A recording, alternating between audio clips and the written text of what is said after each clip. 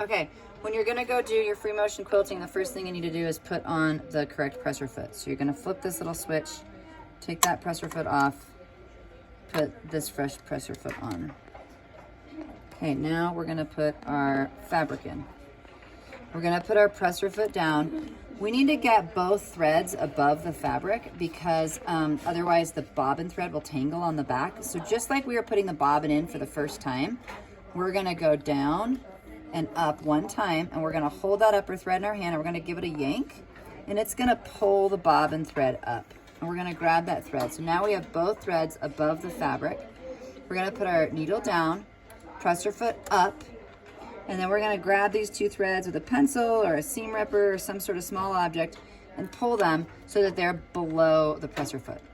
So we are now ready to sew. We've got the presser foot down, we've got the needle down, and we've got these two threads up above.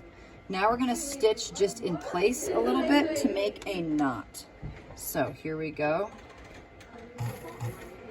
Make sure your feed dogs are off. If you didn't turn your feed dogs off yet, make sure they're off.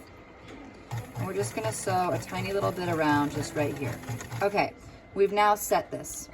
And then if you want, you can cut these tails off so they don't get in your way, or you can leave them there, whichever. And then now you're sewing. So I'm gonna go ahead and move this fabric around and press my foot pedal.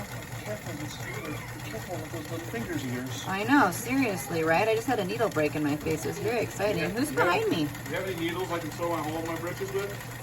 I hope that Mr. Kruthoff's voice is getting recorded here because that is awesome. Yes. Yeah, I do. Hold on, Chris. Give me just a sec. Okay, so let's say that we're done now. So we're going to do a couple stitches again, just right in place. And then you're going to needle up, press your foot up, pull it off, and then cut your tails. And then you have your free motion sewing.